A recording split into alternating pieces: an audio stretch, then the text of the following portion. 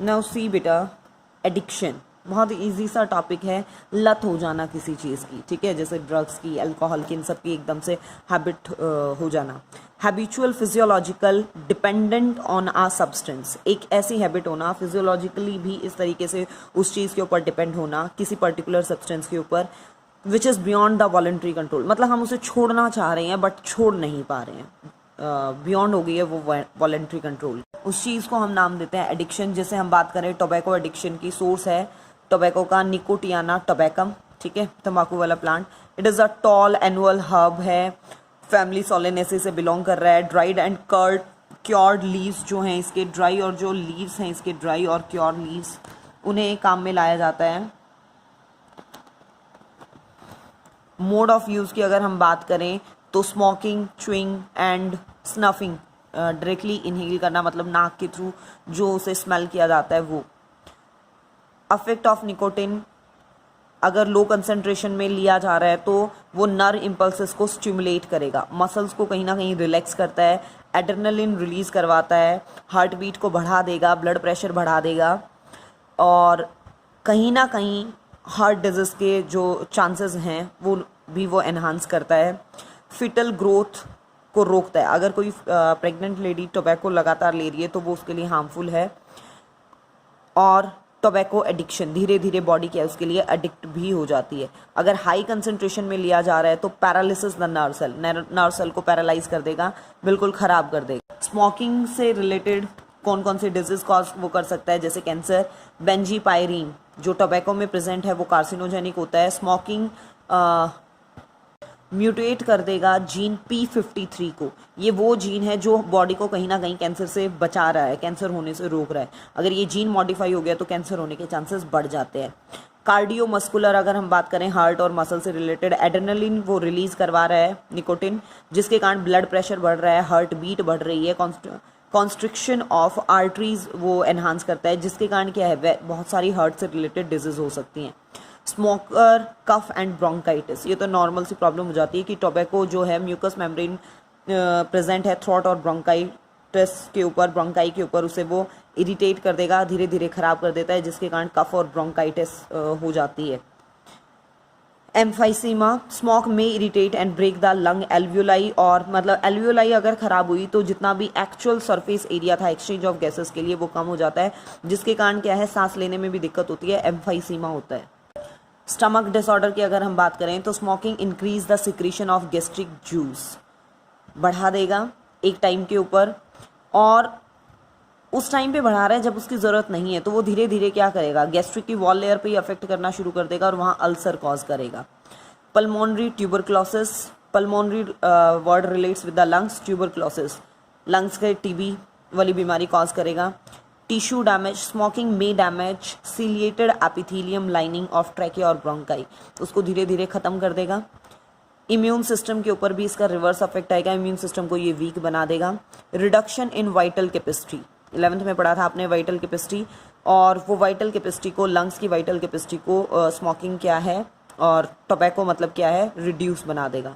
Other affect अगर हम consider करें, इट में अफेक्ट इकोनॉमी, ऑब्वियसली पैसे दे के आप उसे खरीद रहे हो तो इकोनॉमी को अफेक्ट कर रहा है। पर्सनैलिटी वो डिस्ट्रॉय कर रहा है, लगातार अगर हम तंबाकू चबा रहे हैं या स्मोकिंग भी कर रहे हैं तो उससे हमारी जो ऑल ओवर ऑर्गन्स हैं उनकी शेप, कलर, सब पे अफेक्ट आ रहा है। Smoking is annoying to non smoker, अगर कोई स्मोकर नहीं है तो वो उसके लिए बहुत ज़्यादा इरिटेशन वाला काम होता है। Now see the next, alcohol. Source क्या हो गया, इथाइल अल्कोहल और इथेनॉल, दैट इज C2H5OH, ठीक है। डिस्टिलेशन प्रोडक्ट है जो फर्मेंटेटेड जो ग्रेन, फ्रूट जूस, स्टार्च वगैरह है उनको जब डिस्टिलेशन के थ्रू मतलब एक अल्कोहल प्रोडक्ट तैयार हो रहा है। अल्कोहल किस किस तरीके में यूज़ हो रहा है आपके पास, लो कंसंट्रेशन में बियर 4% होता है, जैसे टॉडी वाइन के अंदर 40 to 50 चला जाता है, and in relatively high concentration जैसे ब्रांडी, विस्की, रम, गिन, वोडका, इनके अंदर ज़्यादा कंसंट्रेशन होती है। अफेक्ट ऑफ अल्कोहल की अगर हम बात करें तो इंडिविजुअल के ऊपर क्या अफेक्ट है, नर्वस सिस्टम के ऊपर सबसे पहले अफेक्ट की हम बात करते हैं। एनास्थेटिक अफेक्ट होगा, मतलब सेंसेशन बिल्कुल लॉस हो जाएंगी, नर्वस सिस्टम के ऊपर जो सबसे बड़ा असर होता है कि सेंसेशन पावर ख़त्म हो जाती है। सारे के सारे जितने भी न्यूरॉन्स हैं, मोटर हैं, चाहे सेंसरी हैं, आपके पास एसोसिएटेड है, सबके ऊपर वो काम करेगा। और alertness, judgement power, coordination, memory, mood सब destroy.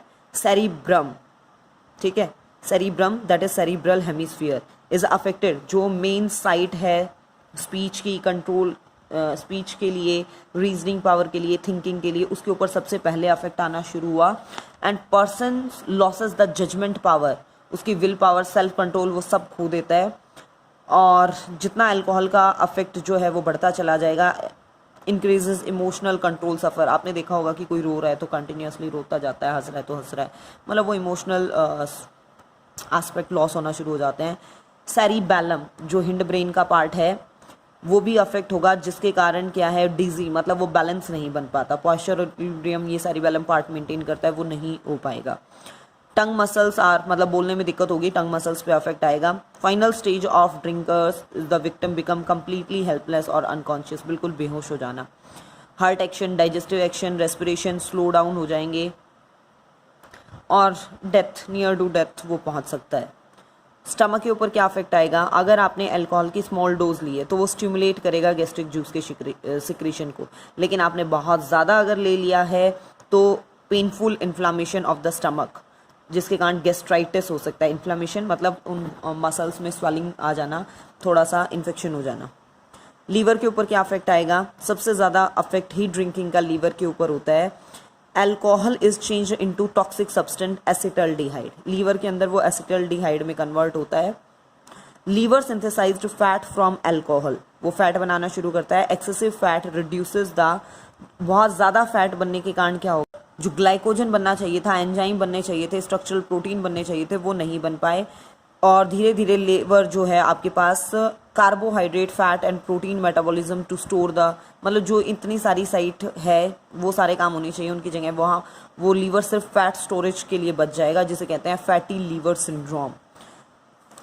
Then the liver generally hardens the dry up, वो धीरे धीरे हार्ड होना शुरू हो जाएगा, ड्राई होना शुरू हो जाएगा, क्योंकि जो फाइब्रस टिश्यू की सेल्स थी वो सारी की सारी आपके पास रिप्लेस कर दी गई हैं एडिपोज टिश्यू के थ्रू, और इस कंडीशन को नाम दिया जाता है सिरोसिस।